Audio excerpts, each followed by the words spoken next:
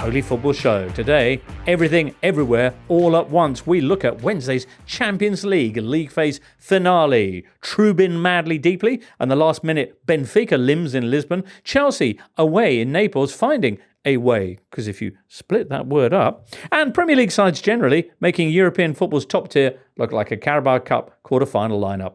Then it's back home for some delicious-looking weekend Premier League fixtures. Spurs Man City, Legacy's Liverpool Newcastle, and a brand new grudge derby for Crystal Palace.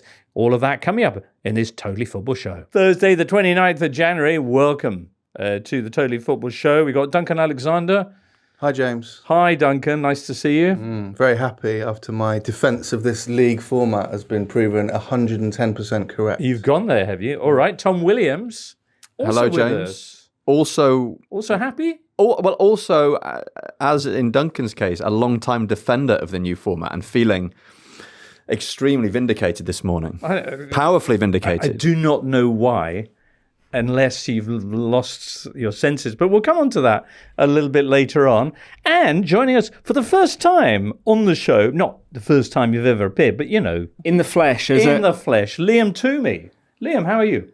Good. It's nice not to be a head and shoulders in a box and actually in a box like with all of movie. you. Bigger box. Remember? What's in the box? That one? Yeah. Well, I mean, various ones. 7, for example. Yes, most famously. Oh, listener, by the way, it's payday today, tomorrow, something like that. And if you're wondering where to spend those hard-won coppers, there are 20 tickets still for the Totally Football Show live experience, which will be on the 23rd of March at the Leicester Square Theatre.co.uk. That's where you can find out all the details. 20 tickets. I don't know when you're listening to this, there might not be 20 by now. So make haste to snatch those up if you fancy coming along seeing Duncan. Also, erstwhile friend of the show, Julian Laurence will be there, and Benji Lanyadis. It's going to be a robust evening. I will also be making an appearance. Hopefully you will too, listen, if you haven't already nailed your ticket down. Anyway, all right, Liam, did you enjoy Champions League Matchday 8, the denouement? I did. I'm more of an agnostic about this format than Duncan and Tom, but having tuned out of most of it over the last few months. Isn't that interesting that you tuned out of most of it? Yeah. So the competition so far has lasted 5 months. And we've had a good night. Therefore, the whole thing's been a wild success. Yeah. Is that your argument, Duncan? Well, I mean, works for Christmas, so why not this? But you don't have 7 Christmases before you actually get some presents, do you? Yeah, but you have a lot of build-up and a lot of talk about it and a few, If you go to the shops, it feels like you have 7 Christmases before Christmas. True. And how people complain about that. Tom, come on then. Come to Duncan's aid. I have slightly mixed feelings about specifically night 8 of the league phase format, because the purist in me wants to say this is not football, this is popcorn football, 2020 football, just sitting there on your sofa, getting goals just rammed down your throat, one after the other, devoid of context and narrative. But at the same time, it is quite exciting and quite fun. And at a time when youngsters, Gen Z, they haven't got the attention spans anymore for a full game of football. Well, there you go, James. So, commentators constantly reiterating where this leaves the table for all the people that are second screen, Netflix style. As it stands. I mean, you say without context, there are like live updating. I mean, it's true. There is context. I think one of the complaints about this league phase is that there's an awful lot of football and an awful lot more football than there used to be in the previous format, but very little jeopardy. But last night there was something riding on almost every game, and there was genuine jeopardy and genuine drama. No, apart from the fact that 18 games was too much to really be able to savour, you'd have a goal, and then before you could even stop to think about what it meant, you'd be off somewhere else. But yes, it was very dramatic. And people do make the point that it's not the same because you don't play, you're not directly affecting your opposition like you would in a 4-team group, and they're saying that you don't have that in this format, but you do then get what we had yesterday, which is Marseille, who had like a 94% chance of getting through to the playoffs before the game per up to supercomputer. Post the final whistle was celebrating with a big scoreboard at Bruges saying, well done, Marseille, you're through. Yeah, but like some sort of Siegfried Sassoon figure, they were left bereft in Flanders because many, many miles to the south, there was madness happening Right. Have the First World War because you get a Siegfried Sassoon moment. Yeah. That's your argument. Yeah. So, and Bodo Glimt. Bodo Glimt. Bodo Glimt is Bodo Glimt. You have Bodo Glimt, whatever the league. If they'd have won their last 2 games in the old format, they wouldn't have finished. Well, you don't know that. Well, you don't know that. How can you say that? If they'd won their last 2 games out of 6 fixtures, I'd say there's a fair chance they would have gone through. People hated that old format by the end. No, they did not. No, they did not. Seb True says, the new format may not be better, but I do think the old one needed changing. So there is a truth in between your view and my view, I guess. My view, apart from the fact, well, it's actually tied into what you were saying about tuning out of the group phase, in that you have all these games which, because they're not home and away, essentially lose their whole kind of narrative structure. So if you want to do a league phase and not groups, I say you do it with, say, 16 teams, and you have them play home and away against their opponents, and then that's a fair league table at the end. Apart from the fact that the league table is wildly skewed by the fact that you'll have some clubs like Spurs who've played vastly inferior opposition, or have an easier route, let's say, it just the not home and away is just wrong in terms of a knockout structure, I think. Feels like quite an Arsene Wenger argument, kind of sporting integrity. And I think there is Arsene Wenger argument pre or post FIFA job. Yeah, pre-mad FIFA daylight man propositions. And I think in from a sort of sporting integrity perspective, I think that is a solid argument. But I think the old format had grown a bit stale. There were precious few genuine surprises. And this has re-dynamised the competition. How many surprises it's Manchester City against Schalke again. Well, I'll tune in for that. You'll never guess who City have pulled out of the hat. They're back to Shakhtar Donetsk. Yeah. Fine, but have them play home and away. Well, that's all I ask. Our colleague Michael Cox has a piece coming out later on The Athletic, where he muses about this thing. And does he disagree with both of us, as is his way? Yes. He's suggesting 4 groups of 9. So there, and some other variations as well. So 4 groups of 9, where you still play 8 games, right? And that it's read the piece. Hang on, 4 groups of 9, right? Okay. So you still have 36 teams as we do now, but it's just more. You can still play 8 games, right? So that's similar to mine, but more of it. It's kind of like a halfway house between the old format, the hated old format, and the brilliant new format. So My point on the new format is, won't anyone think of the stakeholders?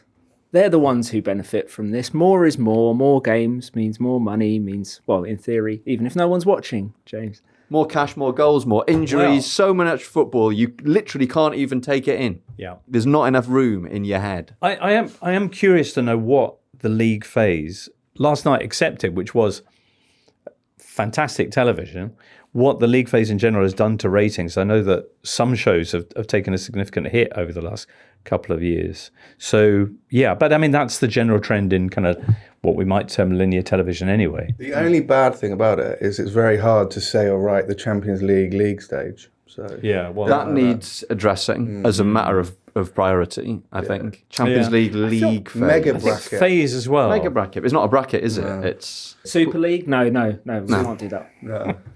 Fine, sure. I think you got it. All right, well, anyway, we should talk a little bit about what happened on the best night of football ever. A draw, actually, before we get onto that. Just to mention, the draw is going to be Friday lunchtime, and straight afterwards, Tom, you're going to join myself, James Horncastle, Seb Stafford-Bloor, and Paul Balouse for a reaction. Although it's one of those strange draws, isn't it? Because we know 50% of, or a 50-50. It's a hunch. Yeah, don't.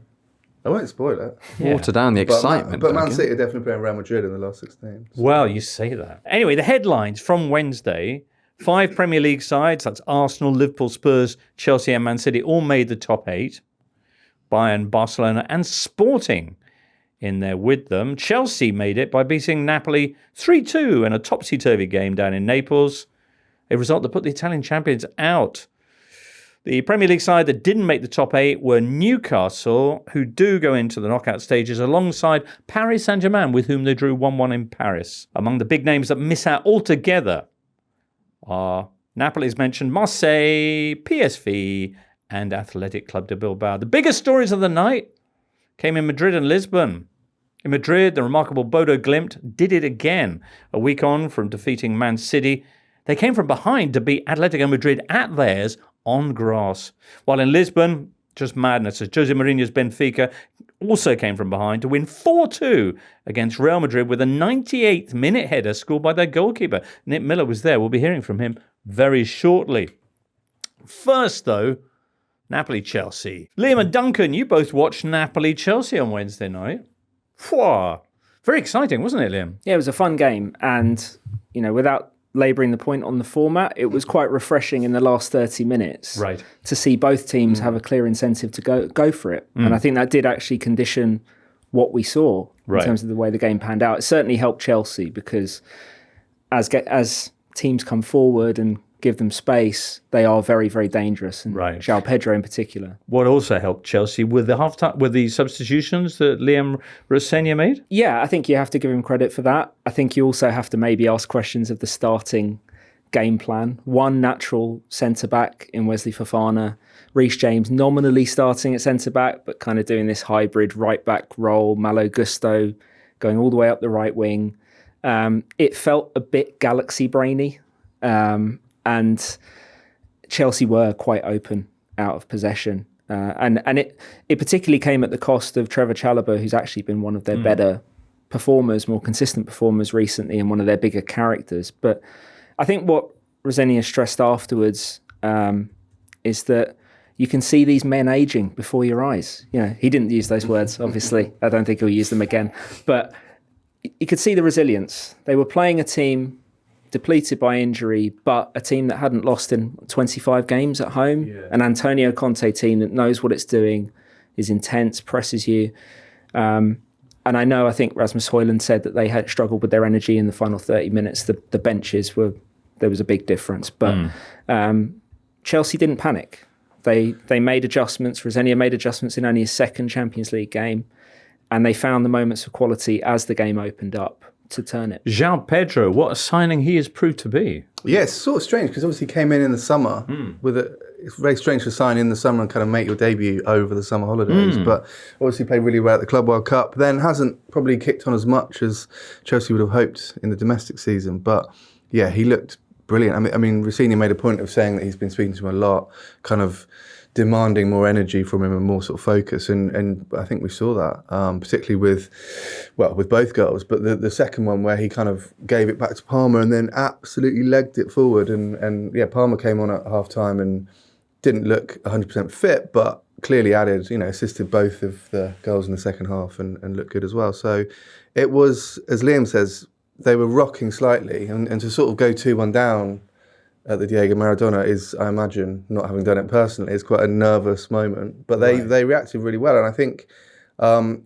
it doesn't really matter that much, I guess, that they've got straight through to the last 8 because the draw might be quite tricky anyway. But I think in terms of Rosenior's start, and I'm impressed with, obviously people have focused on his mannerisms quite a lot since he came in, but I feel like if you compare him with someone like Graham Potter, who came in and looked a bit nervous and was a bit cautious, he's kind of just gone, I've got this opportunity, I'm just going to try stuff, and whether it works or not, and so far it has kind of worked. I think that is the only way to come in with that sort of profile at a club of Chelsea's size, and I think that's why it's probably an even bigger result than it probably is in terms of the Champions League. Just to the point of the Napoli atmosphere, there was a funny moment that came through on the TV broadcast in the first half where the camera panned to Rosenior on the touchline, and you couldn't see which player he was talking to, but you could clearly see him mouth, "I can't hear what you're saying, just keep playing." It was so dramatic because Chelsea went a goal up, then 2-1 down. And this was an incredible moment where the local lad scored his first goal, having pulled off a Maradona turn and then somehow beaten the usually impenetrable Roberto Sanchez. Napoli looked like they were snatching qualification from the jaws of utter disaster, but no, it didn't prove to be that way. Tom? Echoes, dare we say it, perhaps 2011-12 for Chelsea. A mid-season managerial change. A must-win Champions League fixture against Napoli that they managed to come through. # makes you think. # just saying. But for Napoli, it's a disaster because, Yes, it's not great, but then again, it didn't happen on Wednesday. It happened when they couldn't beat Copenhagen, who only had 10 men. It happened when they got beat 6-2 by PSV Eindhoven, who won't be going to the knockout stages. Big problems for Napoli. Liam, you mentioned the benches, the injuries, the fact that Conte as well has never been able to get it together in Europe, however successful he's been domestically. On the Chelsea front, though, Wednesday also brought shock news with Raheem Sterling's exit. Shock mostly because I didn't realise, I'd forgotten that he was even at Chelsea. Well, he was and he wasn't, really. He was on the books to no one's pleasure, really. Right. But kind of hidden away at Cobham. And his career at Chelsea functionally ended 18 months ago when he was taken out of first-team training and Enzo Maresca came into a press conference and said he preferred a different kind of winger without really elaborating on what that was. It was clear from Chelsea's perspective that there was disappointment with Raheem Sterling, the player, in terms of his production, but that was always within the context of the massive contract that they'd given him. That was kind of the original sin of this union, the fact that Chelsea had decided to make him their highest earner and pay him on the level of a Kevin De Bruyne or a Mohamed Salah. And he's been a really good player for a long time, but never quite been that level to drive winning on his own. Do you think he can be a good player again? I think if you talk to people who know him, the thing that's constantly stressed is his professionalism. I think you can see the videos that he's been putting up on his Instagram, like he's still in really good shape, and he will clearly back himself now that his market is broader as a free agent to go somewhere and get match fitness quickly. Right. And then begin to show that he can be useful again. I'm not sure he can necessarily be at the level he was at Manchester City, but I think he can still help a team. As a free agent, he can move even after the January window closes. Yeah. Are there any suggestions of places that he might go? Well, one that was linked was Napoli. Right. Quite interesting, although I think their sporting director kind of played that down. Oh. So we'll see. But what is clear is that in previous windows, Sterling was kind of loath to leave London for family reasons, particularly for a loan move. It's very different when you're talking about the prospect of a permanent transfer where you've got a bit more stability, security.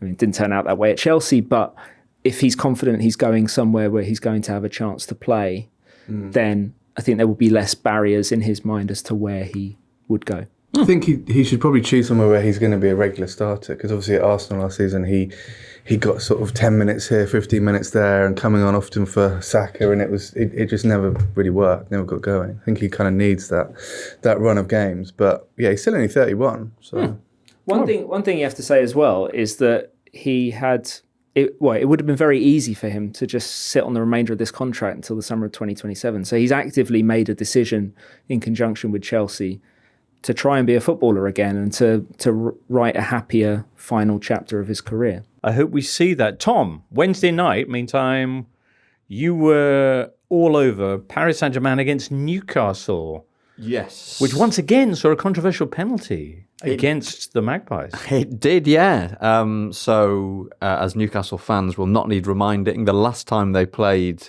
against PSG in the Champions League was an away group match at the Parc des Princes in 2022-23, and they were winning and penalised for what felt like quite a harsh penalty deep into stoppage time that Kylian Mbappe dispatched. And there was barely a minute on the clock in last night's reunion when Nuno Mendes plays a lovely pass sort of down the inside left channel, but Bradley Barcola gets in behind, tries to play a cross in towards Ousmane Dembele. The ball is kind of deflected back to him, bounces off his elbow, which he's holding tight to his body, and then hits Lewis Miley's outstretched hand. VAR check, referee goes to the monitor. We all know the drill. But Ousmane Dembele's penalty is turned away by Nick Pope. And it's funny, last season, Vitinha was on penalties. And Vitinha's an exceptionally good penalty taker. And Dembele wasn't happy about not being on penalties because he wanted to be the main man. And so this season, he is ostensibly the first choice penalty taker. But sadly for him and for PSG, he's just not very good at penalties. So he has his penalty saved. Fortunately, Vitinha is on hand to score 4 minutes later, put PSG ahead. And as has happened very frequently this season with PSG, they were absolutely brilliant for the first 20 minutes, pressing really aggressively, loads of high turnovers, creating opportunities, but not putting any of them away. And Newcastle who playing with a back three again, sort of weathered the storm and had a very brief, strong period towards the end of the first half. But against PSG at the moment, that's often all that their opponents need. They win a free kick that Sandro Tonali pumps into the box. Marquinhos can only help it on. Dan Burn flicks it on for Joe Willock to score. And then second half was similar. PSG with lots of the ball, but Newcastle increasingly dangerous on the break. So PSG go into the knockout round, which they also did last year, and they went on to win it. PSG in the second half of last season became this unstoppable machine right through the Club World Cup until they met Chelsea, of course, in the final. Why is that team, now that a lot of those players who were out injured have come back, your Kvaras, your Dembeles, your Doués, why are they now so flaky? It's very hard to explain because, as we've discussed previously, a big problem PSG had in the first half of the season was the fallout from last season.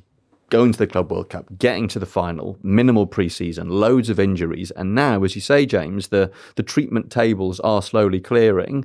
Last night, they were practically at full strength. The only sort of starting player from last season who wasn't on the pitch at kickoff was Fabian Ruiz. But those players are out of form. Dembele's out of form. Desiree Doué, who came on for Kvaratskhelia, who went off injured, unfortunately for him, midway through the first half. He's in poor form. Bradley Barcola just keeps playing the same game over and over again, creates so many chances for himself, all of which he squanders. And they look either kind of short of confidence or lacking a bit of sharpness, or perhaps a combination of the two. And the feeling at PSG, and you speak to people at the club and around the changing room, and there's an awful lot of positivity. Their feeling is, well, there's no reason why the team can't go on and do what it did this time a year ago and suddenly just catch fire in the second half of the season. But their last 3 games in the Champions League, 0-0 draw away at Athletic Bilbao, 2-1 defeat away at Sporting, and then a 1-1 draw at home to Newcastle. And all the other big teams that needed a result last night, more or less, won, I guess with the exception of Real Madrid, perhaps. And PSG didn't. And I guess they could have lost as well. Harvey Barnes had Harvey a chance. Barnes, 3 minutes to go. Anthony Gordon and Harvey Barnes both came on together and were fantastic. And Gordon gets into the box, has a deflected shot that comes through to Barnes at the back post, usually quite an assured finisher, and he's just kind of stretching awkward angle, close range, and it comes off the post. But yeah, they almost lost it. And we're waiting for PSG to catch fire again. And there's a feeling that, well, they just will, because we saw what these players did last season. But the longer time goes on without that happening, the more you start to think, is there something, more fundamental going on? No one except Real Madrid ever retains the Champions League, do they? So there you go. Curiously, in that game, PSG and Newcastle in this kind of pairing system you get in the playoffs, they're the same pair. So they came 11th and 12th. So they will get Monaco and Karabakh, one of them. So PSG Monaco. Karabakh, you say. Karabakh, who lost 6-0 on Wednesday night away at Liverpool. We'll be talking about the other Premier League sides and what they got up to. Arsenal, Spurs and Manchester City.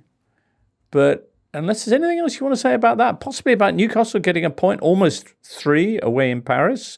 Given their ropey record on the road, that was a pretty impressive performance. Yeah, I mean, you think their last trip to France, they lost away a very flaky Marseille team. Oh, yeah. They managed to weather the storm in the difficult moments against PSG last night. And if anything, they probably came closer to scoring a winner than PSG did. So I think that will give them confidence. And you look at that sort of, there's a squad depth that wasn't there last season. The fact that you can start with Barnes, Anthony Gordon, and Johan Visser all on the bench, all come on, all have a big impact. They were missing Bruno Guimaraes, missing Joe Linton. And yet still managed to, look the defending European champions in the eye. Crikey.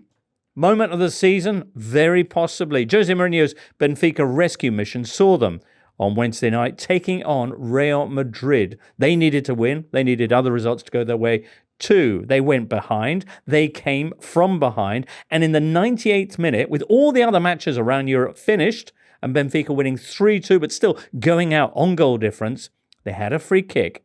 And their goalkeeper came up, and with the last kick of the game, boom. Joining us now from a departure lounge in Lisbon is Nick Miller, who's on his way back from having been present at match of the season. Nick, how are you feeling? Still quite wrung out, really. It was like, what was it, about 12 hours ago that the game finished, and still shaking a little bit. It was the most astonishing finish to a game I think I've ever been at. I wasn't watching this because other football, and we didn't know at the time.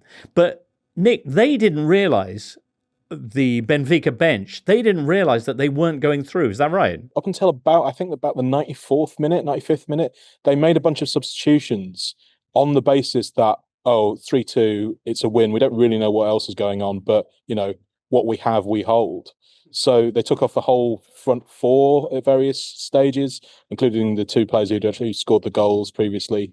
But the weird thing was that the crowd seemed to know much earlier than the bench did. So there was this it was a bit where the goalkeeper was like actively wasting time with a free kick, and the whole crowd was just kind of screaming at him to just kind of hurry up. He had no idea what was going on. And then shortly after they'd made all their substitutions, someone, discovered a laptop or a phone somewhere and found out that all the other games had finished. They needed one more goal. So panic stations, everyone started waving, got a free kick, goalkeeper went up front, bang. Very, very Alan Ball's Manchester City on the last day of the 95-96 season. You know what? I thought of that moment, and Duncan, I thought of you as well at that moment. The thing is, if the second half hadn't kicked off so late, would they even have gone through? Probably not, no, because, a few people were talking even at half time. It's been delayed. Are these more Jose shenanigans? No, they weren't. It was just because there was a couple of VAR things. There were 2 penalties awarded, one of which was overturned, a couple of injuries as well. So there was like 6-7 minutes injury time.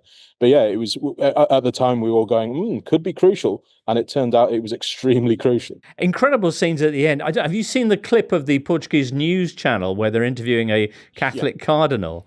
And suddenly a screaming breaks out backstage in the studio. So I was amazed at how quickly the Holy Father himself, no, not Holy Father, that's the Pope, the Father himself realised what was going on. Right. This enormous scream, and he jumped as if someone he'd heard a gunshot or something, and then he goes, "Oh, don't worry, it's just Benfica have scored." Pope was busy over in Paris, of course. On the whole, though, Jose, who's had so many disappointing later stages in his kind of managerial arc, what he's doing at Benfica, I know it hasn't been 100% successful, but was this one of his greatest nights ever, Nick? Oh yeah, I think so. I think he said after the game he's seen some things, but nothing ever like that. I mean, the other thing, this was incredibly dramatic. It would have been incredibly dramatic even if not much was riding on it. But if Benfica had gone out, their season would be pretty much been over. They kind of went out of both cup competitions, 10 points behind Porto in the league. On Saturday, like 200 ultras showed up at the training ground, kind of demanding to speak to President Rui Costa and kind of, we want answers as to why everything is so terrible. So yeah, I mean, without this, the season would have been over. I think no one's would have expected Mourinho to go. People are sort of half expecting him to stay beyond the summer. Portugal national team job pending. But yeah, without this, the rest of the season would have been basically irrelevant. Classic Mourinho as well at the final whistle, turning round. The stadium is just alive with celebrations, jabbing his finger, pointing at the stand as if to say, yeah, exactly what we planned. 98th minute goal by a goalkeeper, just what we've been working on all week. The world fell for it again, eh? Yeah, they... It was one of those things. Our old friend Jimbo, Rob Smythe, has this great line about something brilliant has happened because people have started running in different directions, and that's exactly what happened here. Like obviously the goalkeeper had no idea what to do. Mourinho ran off in the other direction and kind of gathered a ball boy up in his arms and was celebrating with him as well. Everyone, piling on top of the goalkeeper. Incredible. The shot of Trubin doing his knee slide with all of his teammates and everyone from the bench gathered as a kind of Bob Fosse chorus line behind him is one of the most extraordinary things. An amazing night for Benfica, and in the knockout stage, they could be doing it all over again because their potential opponents are Inter, with whom Jose won the Champions League, and Real Madrid again. We'll find out which they get in Friday's draw. It would be a bit of a stretch to call this a Jose masterclass, but, let's just follow the narrative rather than the facts for this one, shall we? Let's see. All bets are off. Real Madrid, of course, in the knockout phase, will be without 2 players because they picked up 2 red cards in stoppages. What happened there, Nick? You know what? It was quite difficult to tell. I think Rodrigo got sent off for dissent, I think, was it? It looked that way, yeah. Yeah, I mean, at that stage, it was... we're kind of obviously, for obvious reasons, talking about the great moment, but the whole game was chaos, really. It was like Benfica were the better team. If it would have been like 4-1 up at half-time to then, it wouldn't have been like, an inaccurate summary of the game. So all this stuff was going on all the time.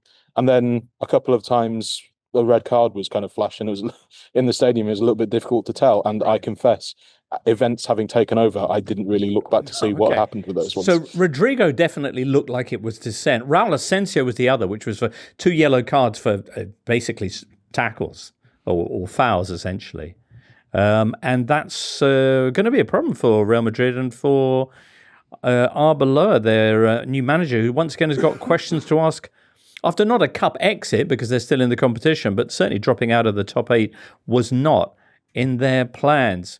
Nick, very, very special. Where are you off to this weekend? This weekend, I think I'm going to have a big lie down after all that. Magnificent. Well, I know you'll be across Forest clash with Crystal Palace.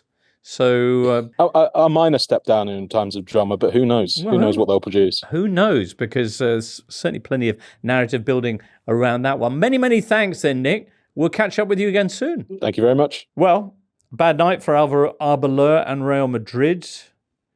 Good night for Mbappe. I mean, in a limited sense, because he got another 2 goals, which means that he's now on 13, yeah. So he is 5 goals clear of Harry Kane and 6 clear of Erling Haaland. He's hunting down Cristiano Ronaldo's record of 17 in a season. So 17 in how many games? That would have been... Was it 7 back in those days? No, this is overall, I think. Right. So it would have been, it wouldn't have been 13 7 games or whatever. But he might only have 2 more games to reach that total at this rate. So I mean, once again, the only thing that works at Real Madrid this season is Kylian Mbappe. And he turns up in almost every game. He scores in almost every game. And he's scoring the kind of goals that we've not really seen him score that much before. I mean, the first goal was beautifully timed header, ghosting in at the back post. Second goal, really difficult first-time finish from a cutback. And while all around him is collapsing, I mean, he is becoming the embodiment of the "this is fine" meme, basically. But another dire night for Spanish football league, isn't it? I mean, if you look at the points per game for clubs in if you do it by country, England 2.2, which is good. Then Portugal on 1.56, then Italy on 1.53, then Germany on 1.5, then France on 1.38. So Spain are down in 6 on 1.33 per game. Sub-Liga, and that's never good. What does that mean, Duncan, in terms of places in next year's competition? Well, the UEFA coefficient runs over 5 years, so they're still in a fairly solid position there, but it obviously impacts their chances of getting one of the 2 bonus slots. Premier League, you'll be unsurprised to learn, have pretty much sewn up one of them, so 5th place, party time. But then the other one is pretty close between Germany, Italy and Spain. So yeah, that last night again won't help. Portuguese coefficient boosted by the fact that the remarkable Sporting, also of Lisbon, themselves had a late winner, a dramatic one, as they beat Athletic Club de Bilbao 3-2 on Wednesday night. This a week on from defeating Paris Saint-Germain.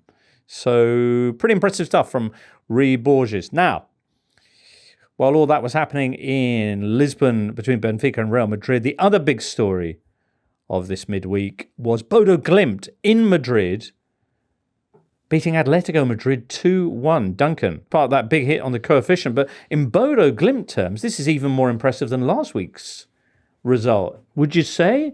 That was at home to Man City on the plastic pitch. It wasn't that cold actually, so fair play to the weather. But they're like the anti-Stoke, aren't they? Like, can they do it on a nice balmy evening in Madrid? It turns out they can. Yeah, there's too much grass on that pitch. But yeah, I mean, basically they were dead and buried, and then win the last 2 games and magical. So 6 weeks was it they'd had without a fixture, and then Kjetil Knudsen and his team beat Man City and Diego Simeone's Atletico in the space of a week. if they get through the playoffs, they could be facing Man City again in the last 16. But before that, they've got to take on Real Madrid or Inter. Oh, right. They're the other half of... Right. Far be it from me to commission pieces live on a podcast, but there's surely an athletic feature in what Bodo Glimt did in that time without a domestic game to gear up for these Champions League matches, because it's phenomenal. And also the benefits of physical freshness at a time when the big clubs are struggling with all the matches packed together. Erling Haaland complaining the other day about the ridiculous number of games he has to play. Not if you play for Bodo Glimt. Should have stayed in Norway. Less a vicious circle, more an Arctic circle. There you go. Very, very nice. Very nice.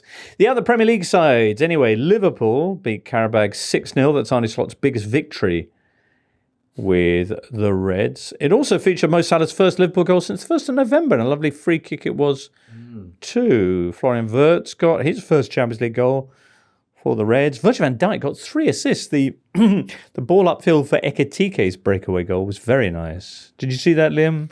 I didn't actually watch the Liverpool goals. No, it felt like a bit too procession-y for me. Just continuing Van Dijk's extremely weird season. Or maybe a sign that now that he's realised he's not all that good at defending anymore, he needs to diversify a little bit. He's pivoting to an assist provider. I mean, basically all of Liverpool were at it. They had 38 shots, which is the most any team's had in a 90-minute Champions League match since Opta started actually counting them in 2003. Qarabağ get a bit of a hiding, but they still make the knockout round, so there's that.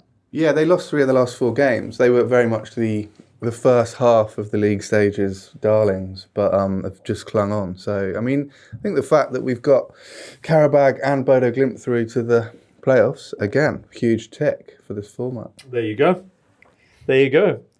Eintracht Frankfurt won't be in the competition going forward, but that was even before they lost on Wednesday night 2-0 at home to Spurs. Once again, Tottenham looking good midweek in Europe. Can they repeat that this weekend as they host Manchester City? The goals, by the way, coming from Randa Kolomwani against his former club and Dominic Solanke, who came on to effectively wrap the game up. 2-0 as well for Man City at home to Galatasaray with Erling Haaland scoring his first non-penalty goal since Christmas. Ryan Cherky doubling the lead. And Arsenal made it 8 wins out of 8, which is hugely impressive. They did concede 2 goals, though, at home to Kairat in a 3-2 win. I noticed that Kai Havertz, who made his first start for Arsenal in over a year and got a goal and 2 assists, that's a pretty impressive return. Lim, did you know, this is courtesy of Opta's Tom Eade, that he's the first Arsenal player to score against an opponent whose first 3 letters are the same as the first 3 letters of his first name since 1996? Kai Havertz against Kairat. Do you know who was the last Arsenal player to do it in 1996? 1996. I mean, timing-wise, Ian Wright, but I'm thinking about the first 3 letters. Very few clubs that begin Ian, yeah. There is Birmingham Jones, was it? Listener, did you get it? There is a club called Leeds, and Lee Dixon scored against them. Lee Dixon. Hey. There can't be many goal-scoring Arsenal-rated stats to which the answer is Lee Dixon. So, you know, fair play. To treasure. There you go. I mean, it is good to see Havertz back. I mean, yes, it has been a long time. And for a long time, he was one of football's iron men in terms of his availability. Like at Chelsea, he didn't have many injury problems, and he was one of their more reliable players. Not necessarily in terms of production, but so it's nice. It's nice to see him back. He feels like one of those players that's been worn down by the relentlessness of the football schedule. And he played in midfield last night, which was interesting, because I think the tendency has been to think that he's going to be an alternative to Gyökeres and Gabriel Jesus, but a reminder that, you know, he is also capable of playing in midfield, albeit, caveat, it was against Kairat. Yeah. Kairat. The endless positional referendum on Kai Havertz goes on. Gyökeres, who opened the scoring against the visitors from Kazakhstan. Very good. Anyway, there you go. That was the Champions League phase in a very exciting Wednesday night, in a kind of watching the results roll in from seats all over the country on election night. It had a little bit that feel to it. It did. Yeah. Very quickly, Marseille Yes. being not at the competition is an absolute catastrophe for them and Roberto De Zerbi, because the whole point of him being there is to make them a Champions League club again, and he appeared to have done that in getting them back into the Champions League, and they'd had some really good performances and a few impressive results, and now they are out on their ears thanks to a 98th minute goal by a goalkeeper scored in a game taking place 1,000 miles away. Luckily, Marseille is a very calm and non-volatile environment, and all the people who work at the club are very calm, non-volatile people. So I'm sure there'll be no spectacular. What's French for? Oh, well, never mind. There's always next season. There we go. La voie de barrage. What's that mean? La voie? The path of the playoffs. The path to the that's playoffs. pretty unexciting. And the Marseille headline was leur pire blague. It's like their worst ever joke. Oh, really? Yeah. That joke isn't funny. Well, Brutal says Abola, which seems strange given that the two sides went through. And a quick look at the Spanish ones. A lesson from Moose says Marca. Madrid on the floor says Ass. What did L'Equipe say, Tom? Well, they weren't particularly charitable, you won't be surprised to hear. And there's a particularly punchy headline here. A catastrophic match, a pitiful defeat, and an elimination that they learnt about in the changing room. OM experienced in Bruges one of their biggest ever fiascos. Crikey. Less in Bruges and more out Bruges. Well, quite literally. Love a good catastrophic in a headline.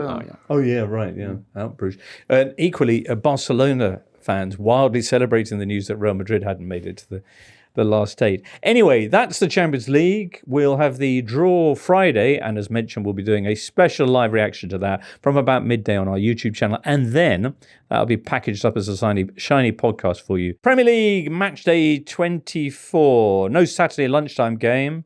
The round begins with 3 matches at 3.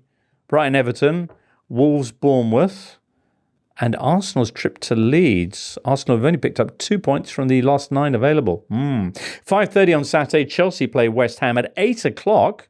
It's then Liverpool against Newcastle. Liverpool fresh from that 6-0 on Wednesday, but they've gone 5 Premier League games without a win, which is their worst run in 23 years. Sunday, there are 3 games to choose from at 2 p.m.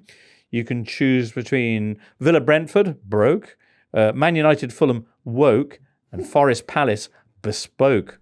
This game, after all, will take place on Sunday because Forest are playing in the Europa League and Crystal Palace aren't. Also, Forest are apparently trying to buy Mateta, so that'll warm things up between them. At 4:30, there's also Spurs Man City. We're talking about that very shortly. And then Monday night, Sunderland Burnley. Right. Well, what about Spurs Man City?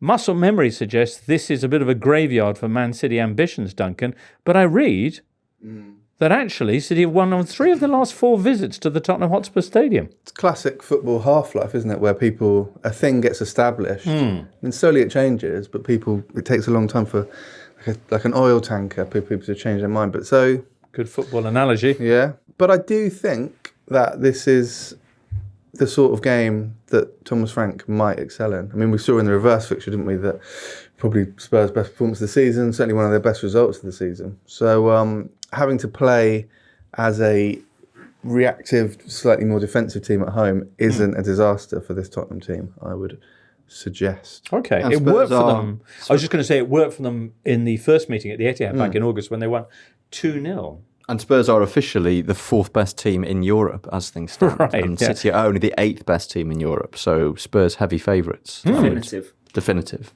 Liam, you got strong views on this game? Well, it just feels like the Champions League has been the only thing keeping Thomas Frank in a job now. So it's whether they can carry that momentum into the games that he actually needs for public opinion, right? To sustain. Frankfurt midweek, Frank Hurt at the weekend, kind of. City will have their new signings Marc Guéhi and Antoine Semenyo available again, because of course they weren't registered for the Champions League midweek. Semenyo, who scored in 3 of his 4 City appearances thus far. Spurs have only won 2 of their last 14 in the Premier League. 2 of 14. Yikes. Yeah, that's horrendous. And they've been particularly bad at home, haven't they? So it's, as Duncan says, maybe the style matchup will be exactly what Thomas Frank needs. perhaps. City are currently 4 points behind Arsenal in the Premier League standings. City level with Villa. Villa will be at home to Brentford Sunday at 2 o'clock, while Saturday 3 o'clock sees Arsenal travelling to Leeds, who have only lost one of their last 10 games. How dangerous a fixture is that for the Gunners and their lead? It feels very dangerous because, domestically they are on this short but quite pronounced mini slump. Consecutive 0-0 draws against Liverpool and Forest, and then the home defeat against United last weekend, which felt very painful. I think, as we say almost every time we discuss Arsenal, Arsenal go into this kind of fixture this season, a post-Champions League fixture, in much better shape than they would have done 12 months ago, because added to the fact that they'd already qualified prior to last night's game, Arteta could basically put out a reserve team, so they will be able to put out their strongest first 11 for this game. But yeah, Leeds run a fantastic run, very difficult to beat at home. And, in the league at least, Arsenal have not looked particularly convincing. One thing I would say, I thought Arteta's press conference the other day was very good. The one where he said about playing with enjoyment. The positivity. And, I think that, it's a logical thing to say, but there was an awful lot of talk, and some of it on this podcast, about the psychological aspect with Arsenal. Are they going to bottle it? Are they going to crack again? We're all waiting for it to happen. And Arteta knows that that's the external noise, right, to put it in LinkedIn terms. But at the same time, they are in a fantastic position. There's nothing to stop them having a fantastic end to the season. Indeed. He just needs everyone to, stay find some positive. high performance. Still alive in 4 different competitions. One Arsenal fan of our acquaintance, though, did say this week, if they lose against Leeds, I will sit my kids down and explain to them that there are no nice things for Arsenal in this campaign. They never really give the air of being a particularly joyful team. They're quite happy when they get a corner, but from open play, it just feels like they're extremely efficient, and they know exactly what they're doing. And I think in that way, my memories of when Chelsea went to Leeds and got absolutely bullied, I think Arsenal are better equipped to stand up to that. They're a very physical team, very robust. Yeah. Declan Rice in midfield as well. Who was obviously suspended for the Champions League, so is champing at the bit. I do think the fact that Arsenal, they're the best team away from home in the Premier League this season. Arteta referred the sort of the pressure they're feeling in home games from the fan base in Premier League matches. So I think that will help as well. As Tom said, they can bring in any number of players that are ready for it.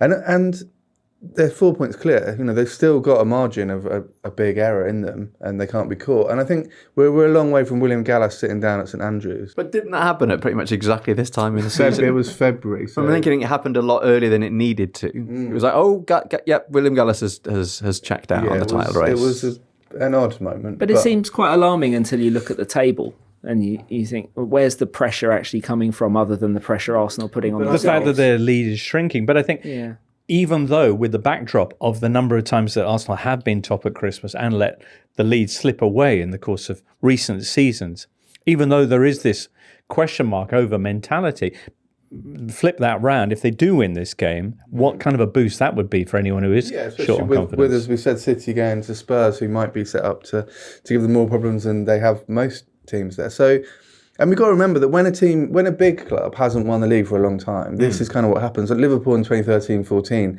panicked because they were just, they hadn't won it for so long, and there it was. Manchester United in 91-92 blew it, but with similar sort of, issues. Not even 92-93 when they finally won it, they really wobbled towards the end. Steve Bruce against Sheffield Wednesday rescuing them and stuff. So I think it's getting that monkey off your back. It's I'm sure if Arsenal win the league this season, they'll find winning a second one less pressurised. Nottingham Forest taking on Crystal Palace Sunday at 2 o'clock. Aren't Brighton like that girl in the meme watching her boyfriend turn around and gaze lustfully after another grudge derby opponent in the shape of Nottingham Forest? How much beef is there right now between Palace and Forest? Well, there should probably be a boardroom cam. Just in case all the main players are in attendance. And I also feel like there's a non-zero chance that Jean-Philippe Mateta just does like WWE style, whips off one shirt and just has the other one underneath. Crystal Palace coming into this game winless in their last 11 matches in all competitions. Forest could potentially unleash their brand new signing, the 6'7" Lorenzo Luca, who apparently Forest fans have already dubbed Pizza Crouch. Have they? Tremendous. That is one of the best Great new nickname. football nicknames I've heard But in it feels a very... Product tie-in? Yeah. Right. Yeah. Possibly so. What, you think you see the It feels quite 1990s. The stealthy hand of Papa when John's teams would sign behind this or Benito something. Carboni and stuff, he'd be Get there some with the spaghetti. pizza. Like, Yeah, literally. I don't think people in England should be shocked that an Italian player is signing for a Premier League team. And No. like so much so that they have to create a zany nickname. But But no, it's because he's very tall, isn't it? Yes. He's very tall I and get gangly. that, It's not but- just because he's Italian. We've moved on from the mid-90s. I don't like Then, if you were Italian, then you were welcome with spaghetti. Now, if you're Italian and you resemble a treasured former vertically. English Premier League player, you Right. get a more inventive nickname. If you're any enterprising pizzeria in Nottingham, though, it's just There you know go. what your next move Pizza is. Crouch, yeah. What would you put on the Pizza Crouch? Tall animals, leeks. Yeah, Why very- leagues? It's very tall. Is it the tallest Okay, vegetable? like celery. tall Yeah, produce. celery. Or leeks, maybe you make the pizza tall. marrow. Serve the Like pizza deep standing pan. on its end. Okay, like I'm going to that. move like on. a propped up calzone. Like a propped up calzone. Is Yeah. Jean-Philippe Mateta soon going to be finding himself a new nickname at the City Ground as well? Possibly. And Palace, it's strange because Palace are the biggest XG Hakuna underperformers. Mateta, that's what I go with. Tried and tested. But he's not been very good this season. So, I mean, he has still scored goals, but he's missed a lot of chances. Suggestion he's been playing with an injury as well, hasn't he? Again, not generally the moment you sign a player for a lot of money. But Palace weren't terrible against Chelsea last weekend, and the game was actually quite even until a catastrophic back pass by JD Camvo that allowed Estevao to run through and score Chelsea's first. But, Palace are getting players back from either injury or the AFCON. Daniel Munoz was back last week. Ismail Assar is back. Okay, Brennan Johnson is yet to catch fire, but there are reasons to think that they might be about to shake themselves out of this this rut. You just have to wonder how much of a cloud the whole Oliver Glasner frame of mind is. I mean, it doesn't over help, does everything. it? Yeah. and for players as well, we've seen many times when they know a manager's going at the end of the season, it's not like, I'll give an extra 3%. And it's not like they were playing really well and then the manager announced he was off and then they stopped winning games. They were on a dreadful run and the manager said, well, okay, I'm off. And the recent resurgence of both West Ham and Forest is a concern for Spurs and Palace and Leeds, but because, And Forest too. well, yes, but because we could be looking at we could be looking at the mythical, you need 40 points to stay up season, which hasn't happened for a long time. As it stands, Forest are first above the bottom three, but they're 5 points clear. Leeds only a point above them.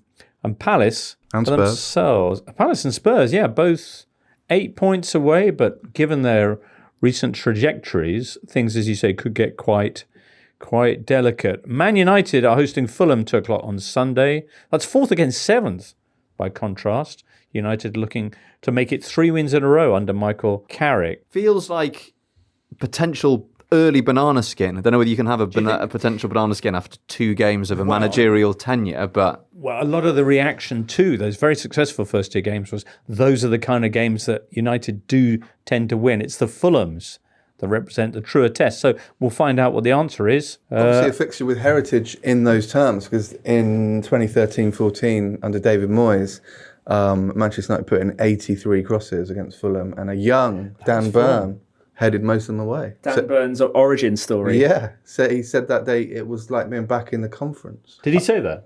it's like Dan Burns' Christmas, that is. An opponent who can only cross the ball. Yeah.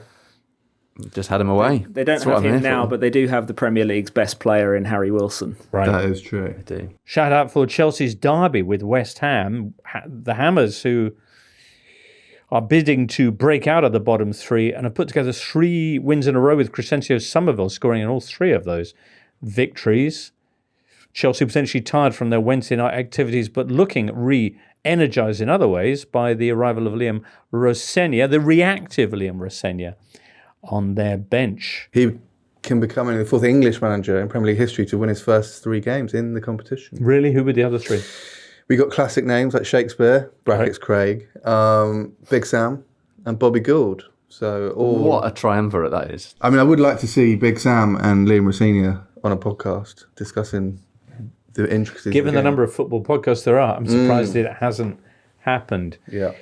Perhaps the premier fixture in terms of legacy this weekend is Liverpool-Newcastle, which famously ends 4-3. Oh, look at this. The Magpies haven't won a league match at Anfield since April 1994. What was number 1, Liam? April 1994. I can tell you that Rob Lee and Andy Cole were on the score sheet. Saturday night by Wigfield. No. Although that is when this game was taking place, so half a point. If only it had been. Yeah. I was 5 years old, so I'd only been meticulously following the pop charts for 2 years. So, 1994, a big act of the 90s, big British actor that Where? No. UB40. No. 1994, it was Take That. oh, of course. Pray, maybe? No. Everything changes. So Not one of their better songs. Not Newcastle's record at Anfield. That's producer Charlie made this very point. Whoever's doing the match that intro, if, for example, Jonathan Pearce is on Anfield duties, Famously. everything massive changes Take That fan. was number 1. Obviously, Pearce was probably doing robot wars in Wow. So. There's such a thing as research. What's going to happen when Liverpool take on Newcastle? We don't know. Newcastle had a 4-3 recently, Oh, and Liverpool are letting too many goals in. So The original 4-3, one of the best games in Premier League history, and then the fact that the following season also ended 4-3, and then tricked Sky into thinking that it would always. I think they showed that fixture every year without fail. They never gave it up because it's going to end 4-3 at some but point, the second that they don't, of course, it'll happen again. Wasn't the most recent meeting between these teams the crazy Rio and it Gamoa was winner as well? 3-2. Yeah. Not so 4-3 though. Not yet, but a step in the right direction. What's going to happen this time? goals. Right, I think, there you go. We have to say. And almost certainly in Bournemouth, and Brighton-Everton. Bournemouth is Saturday, 3 o'clock. Great escape. It's on. So 1 win away from equaling Derby's points tally, but a significant distance from safety. 17 points to make up in the what's left of the season. They've so 15 far games. picked up 8. And a 17 goal difference deficit as well. Ooh, also that. They are taking on goal difference. You've got to feel bad for them. They are taking on a Bournemouth team who've only won once away from home all season, and that was against Spurs. So, Brighton-Everton is Saturday, 3 o'clock as well. Everton, who had a 1-1 draw at home to Leeds on Monday with yet another goal from Thierno Barry. Tom, you always knew, didn't you? Yes, big time. I mean, yeah, he had a decent under 21 Euros with France last summer, and scored a respectable amount of goals at Villarreal. Was it Villarreal? Yeah, it was at Villarreal. And I think it's notable that Everton fans seem to take to him really quickly. We know that centre forward has been a problem position for Everton ever since Romelu Lukaku left, pretty much. And you could have been forgiven for thinking that Barry was going to be the latest in a long line of putative new number 9s who were just not going to score many goals because he really struggled to begin with. But fans didn't get on his back. I think they appreciated how hard he was working and the fact that his head wasn't going down. And now suddenly it's 4 goals in 5 games, and they look like they might actually have a decent centre forward on their hands. So they'll be at the Amex, where they won 1-0 last season. They won 5-1 there a couple of seasons Did ago they? under Dutch as he kept them up. So they do have a reasonable record on the South Downs. Right, last season's victory saw Iliman and Jai score, after which he was booked on a charge of impersonating a seagull, which is not something you see every day. Anyway. Yeah, I don't agree with that. Well, talking of impersonating seagulls, Oh, yeah. Fabian Herzl are under a little bit of pressure, a few murmurings. Because they're dropping. They're Are dropping you accusing him of impersonating a seagull? manager, yeah. Sunderland hosts Burnley on Monday night, and the Black Cats are now one of only 2 sides anywhere in English League football who haven't lost at home this season. The other ones being League 2 leaders Bromley. Bromley are in League 2. There you go. Doing well. Top. Flying. I wouldn't have guessed Sunderland and Bromley as the 2 last remaining records, but here we are. And here we are. That's the what a magic of season. football.